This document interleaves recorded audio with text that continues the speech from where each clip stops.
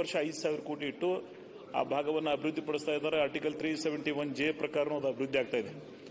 ಅದರ ಮೂಲತಃ ಬಾಂಬೆ ಕರ್ನಾಟಕ ಅಂತ ಏನು ಕರಿತೀವಿ, ಬೆಳಗಾವಿ ಡಿವಿಷನ್, ಇವತ್ತೇನು ಕಿತ್ತೂರು ಕರ್ನಾಟಕ ಅಂತ ನಾವು ಟ್ರೀಟ್ ಮಾಡ್ತೀವಿ, ಅಲ್ಲಿ ಇಂಥ ಒಂದು ಅಭಿವೃದ್ಧಿ ಮಂಡಳಿ ಆಗಿ ಆ ಭಾಗದ ಅಭಿವೃದ್ಧಿಗೆ ಅನುಕೂಲ ಆಗಲಿ ಅಂತಕ್ಕಂಥ ಸದಾಶಯದಿಂದ ನಾನು ತಮ್ಮ ಮುಖಾಂತರ ಪ್ಲಾನಿಂಗ್ ಮಿನಿಸ್ಟ್ರಿಗೆ ಒಂದು ಪ್ರಶ್ನೆಯನ್ನು ಕೇಳಿದ್ದೆ.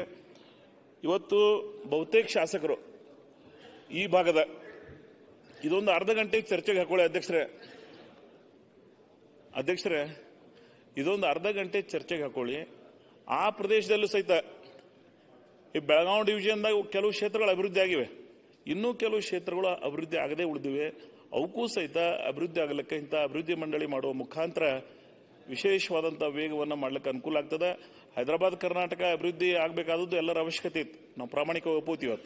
ಹಾಗೆಯೇ ಬಾಂಬೆ ಕರ್ನಾಟಕದಲ್ಲೂ ಸಹಿತ ಕೆಲವು ಪ್ರದೇಶ ಇತ್ತು, ಹಾವೇರಿ, ವಿಜಾಪುರ, ಸೊ ಈ ಜಿಲ್ಲೆಗಳು ಸಹಿತ ಬಹಳ ಹಿಂದುಳಿದಿವೆ. ಅವುಗಳನ್ನು ಅಭಿವೃದ್ಧಿ ಆಗಬೇಕಾದ JT ಪಾಟೀಲ್ ರೀ, ಬಾಗಲಕೋಟೆ ಆಗಲಿ, ಅನೇಕ ಜನರ ಅಪೇಕ್ಷೆ ಅದ.